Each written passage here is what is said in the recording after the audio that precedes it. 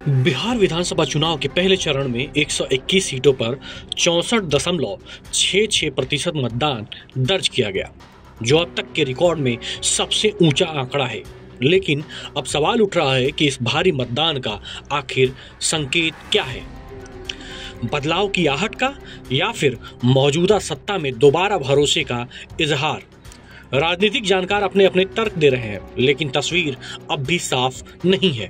इस बार के चुनावी माहौल में रोजगार और पलायन जैसे मुद्दों ने सबसे ज्यादा गूंज पैदा की है।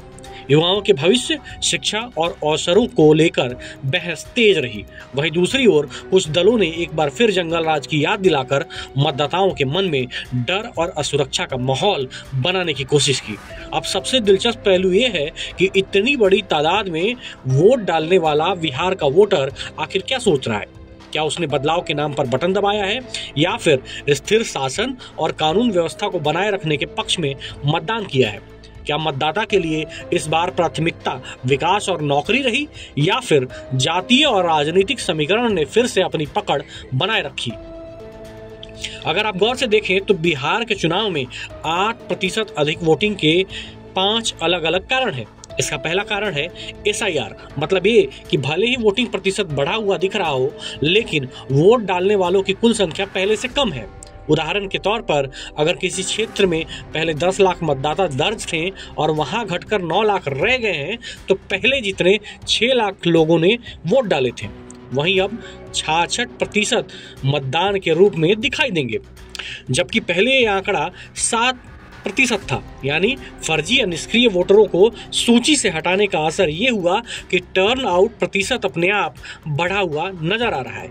इसीलिए जिस रिकॉर्ड वोटिंग को अब तक जनता के उत्साह का संकेत बताया जा रहा है, वो असल में डेटा की सफाई और मतदाता सूची में सुधार का परिणाम भी हो सकता है।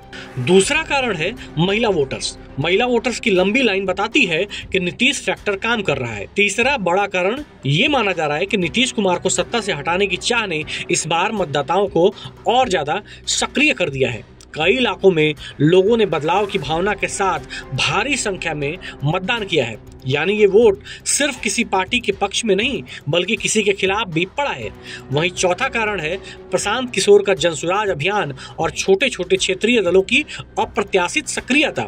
Bhim army, VIP party, Hindustani Awam Morcha जैसे दलों ने इस बार मैदान में उतरकर कई सीटों पर मुकाबले को त्रिकोणीय बना दिया है। इन दलों ने न सिर्फ पारंपरिक वोट बैंक में सेंध लगाई है, बल्कि कई इलाकों में स्थानीय मुद्दों के जरिए जनता को अपनी ओर खींचा है।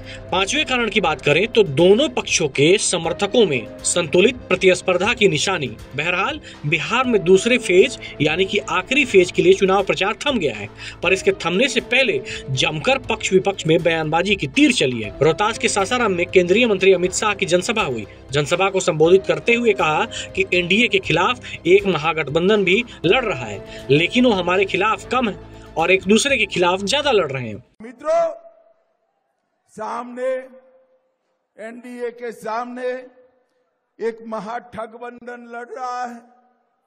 वो अंदर अंदर भी लड़ रहे हैं, हमसे कम लड़ रहे हैं, एक दूसरे के खिलाफ ज्यादा लड़ रहे हैं।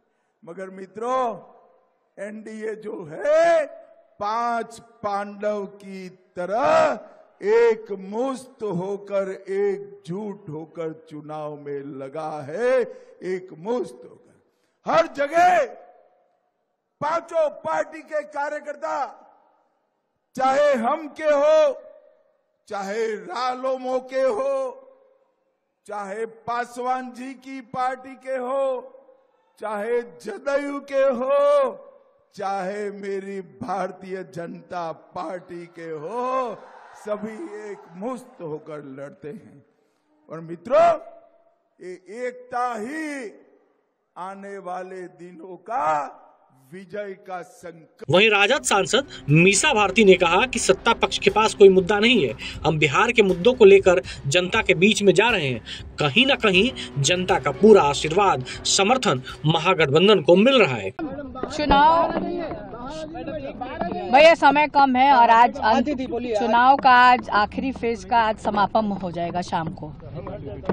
और आप देखिए कि जो सत्ता पक्ष के पास कोई मुद्दा नहीं है, और वहीं विपक्ष, हम लोग जो मुद्दे हैं, जो बिहार के मुद्दे हैं और बिहार के बारे में जो इतनी हम लोग सोच रखते हैं, उसको लेकर के हम लोग जनता के बीच में जा रहे हैं। और कहीं ना कहीं जनता का पूरा आशीर्वाद, समर्थन महागठबंधन को मिल रहा है। खास तौर पे तेजस्वी में युवाओं की उम्मीद भरी निगाहों से देख रहे हैं कि जैसे वादा उन्होंने पूरा किया है, इस बार भी जो वो वादा कर रहे हैं उसको पूरा करेंगे। चाहे वो माँ बहन मान योजना हो, चाहे वो प्रत्येक जिस घर में सरकारी नौकरी नहीं है वहाँ सरकारी नौकरी देने की बात कह रहे हूँ। पलायन रोकने के लिए उनके पास ब्लूप्रिंट भी तैयार है कि किस तरह से बिहार में हम लोग फैक्ट्री लगाएंगे। तो हम मुद्दों के साथ जनता के बीच जा रहे हैं। आज तेजस्वी यादव जी का जन्मदिन भी है, इस मौके पर क्या कहेंगे? 14 तारीख को रिजल्ट भी आना है। देखिए, आज जन्मदिन है तो बहुत बहुत शुभकामना। अपने जीवन में तरक्की करें, खुशहाल रहें, बहन यही कामना करती है। और खास तौर पे मैं एक बहन होने के नाते और बिहारी होने के नाते तेजस्वी से यही उम्मीद करती हूँ कि आप आज जो बिहार की जनता से आप जितने वादे कर रहे हैं, आप जब आपको मौका देगी बिहार की जनता, तो आप उनकी उम्मीदों पे खरे उतरिए और उन वादों को पूरा करिए। दीदी, प्रताप यादव जी का सिक्योरिटी बढ़ गया है, Y+ की सुरक्षा जो है उन्हें। देखिए, ये तो सरकार का अपना मामला है। वो क्यों बढ़ा है, क्या बढ़ा है, कारण ये तो नालंदा में स्ट्रॉन्ग रूम में जो CCTV है वो बंद कर दिया गया। देखिए, सिर्फ नालंदा में ही नहीं, दानापुर में भी मैंने सुना, बहुत जगह ये CCTV। तो आखिर इसका कारण क्या है? दूसरी तरफ आप देखिए कि समस्तीपुर के आसपास में कहीं पे VVPAT की पर्चियां फेंकी हुई मिली है, और जो कौन होते हैं वो जो ड्यूटी पे RO को सस्पेंड भी किया गया है। तो कहीं ना कहीं ये दाल पूरी की पूरी काली है। तो आखिर सस्पेंड किया गया है, उस पर कार्रवाई की गई है, तो मतलब किस तरह से चुनाव आयोग निष्पक्ष? इसका मतलब निष्पक्ष नहीं है। कहीं ना कहीं वो दबाव में आके, सत्ता में जो बैठे हैं लोग, शीर्ष नेतृत्व के दबाव में आकर के काम कर रही है। ताबड़तोड़ जिस तरीके से अमित शाह, नरेंद्र मोदी रैली कर रहे हैं, भोजपुरी गानों की बात कर रहे हैं, कट्टा की बात कर रहे हैं, कैसे देखते हैं? देखिए, मुद्दे नहीं है। जैसे मैंने कहा कि प्रधानमंत्री हैं, हमारे भी प्रधानमंत्री हैं, इस देश के प्रधानमंत्री हैं, होम मिनिस्टर हैं, इस देश के होम मिनिस्टर हैं, और उनके मुंह से इस तरह की भाषा शोभा नहीं देती है। उनको तो बात करनी चाहिए थी कि बिहार में हम फैक्ट्री लगाते, बिहार में पलायन रोकते, बेरोजगारों के बारे में एक शब्द तो बोलते हैं। लेकिन प्रधानमंत्री को देखिए, तो प्रधानमंत्री तो गाना सुन रहे हैं, वो भी भोजपुरी गाना सुन रहे हैं आजकल। और गाने तो बहुत तरह के आते हैं, चाहे वो पक्ष के हों विपक्ष के हों। ये मुद्दा नहीं है, मुद्दा बिहार है। कैसे बिहार तरक्की करे, कैसे बिहार आगे बढ़े, कैसे बिहार के बेरोजगार भाइयों को रोजगार मिले, नौकरी मिले, कैसे महिलाओं को महंगाई से निजात मिले, ये मुद्दा है। और ये मुद्दा सिर्फ और सिर्फ तेजस्वी यादव और महागठबंधन के नेता जनता के बीच लेके जाने का। जिस तरीके से रिकॉर्ड तोड़ वोटिंग बनेगी और NDA का सरकार बनेगी और मैं शपथ ग्रहण में आऊंगा। किसका शपथ ग्रहण में? NDA का। तो हम लोग बुलाएंगे, प्रधानमंत्री हैं, हमारे भी प्रधानमंत्री हैं, तो हम लोग बुलाएंगे। जब महागठबंधन की सरकार बनेगी तो शपथ ग्रहण में। सपा प्रमुख अखिलेश यादव भी बिहार चुनाव में जमकर लगे हुए हैं। उन्होंने कहा कि बिहार बदलाव के साथ साथ नौजवान मुख्यमंत्री बनाने जा रहा है। बिहार चुनाव चल रहा है, क्या लग रहा है बिहार? देखिए, ये अच्छा किया आपने कि बिहार के बारे में जानकारी आप लोग लेना चाहते हो। जो मैं कहूँ उससे बेहतर आपका कैमरा देख रहा है, और जो कैमरे में दिखाई दे रहा है, जिसके साथ जन समर्थन है, जिसके साथ जनता निकल करके आ रही है।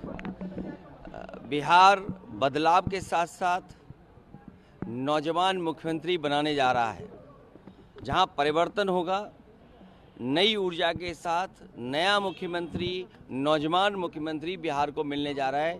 तेजस्वी यादव, जिनका आज जन्मदिन है, आखिरी दिन है प्रचार का, जनता का समर्थन उनके साथ है। महागठबंधन और इंडिया गठबंधन जीतने जा रहा है। सर, अमित शाह कह रहे हैं कि घुसपैठियों को आप लोगों ने संरक्षण दिया है, पाला है, पोसा है, और SIR हो रही तो आप लोग को बहुत तकलीफ हो रही है। हालांकि घुसपैठिया बात बीजेपी की तरफ से आना ये बात समझ में इसलिए नहीं आती है, बहुत दिनों से इनकी सरकार चल रही है और अगर पिछले 11 साल में घुसपैठिया आए हैं तो इनके जिम्मेदार तो बीजेपी खुद है। तो ये सूची तो बीजेपी को ही बनानी पड़ेगी कि 11 साल में कितने घुसपैठिया आए हैं और 11 साल से पहले घुसपैठिया कौन आए हैं। तो 11 साल में जो आए होंगे घुसपैठिया, उसका जवाब तो सरकार को ही देना पड़ेगा, वही है।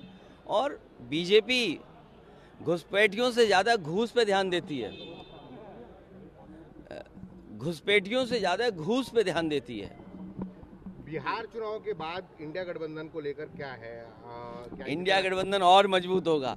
आज बैठक होने वाली है या इसको लेकर कोई आगे की रणनीति तैयार होगी? ये अगला यूपी टारगेट, बंगाल, लगातार चुनाव है। यूपी अपना परिणाम दे चुका है पिछले लोकसभा में। यूपी की जनता ने पिछले बार अपना परिणाम दिया है और उसने बताया कि पिछड़े, दलित, आदिवासी, अल्पसंख्यक, इनके साथ भारतीय जनता पार्टी ने भेदभाव किया है और हर तरह से भेदभाव हुआ है उनके साथ। पिछड़ों के साथ भेदभाव हुआ, आदिवासियों के साथ भेदभाव हुआ और अल्पसंख्यक मुसलमान भाइयों के साथ, चाहे वो क्रिश्चियंस हो चाहे कोई भी हो, उनके साथ भेदभाव हुआ। वो सब लोग पीडीए की छतरी के नीचे आकर के उन्होंने बीजेपी को सबक सिखाया और भारतीय जनता पार्टी जहां डबल इंजन की बात कर रहे हैं, उन डबल इंजन को सबक सिखाया और यहाँ तक सबक सिखाया बीजेपी को जहाँ से उनकी सांप्रदायिक राजनीति शुरू हुई थी, जहाँ से उन्होंने कम्युनल पॉलिटिक्स शुरू की थी, वहीं बीजेपी चुनाव हार गई और आज नंबर 2 पर भारतीय जनता पार्टी है। कुल मिलाकर इस बार का ऊंचा मतदान सिर्फ आंकड़ों का खेल नहीं बल्कि बिहार की राजनीति में बदलाव की आहट भी हो सकता है। वैसे अब देखते बनेगा कि दूसरे चरण यानी कि आखिरी चरण में मतदान प्रतिशत कितना रहता है।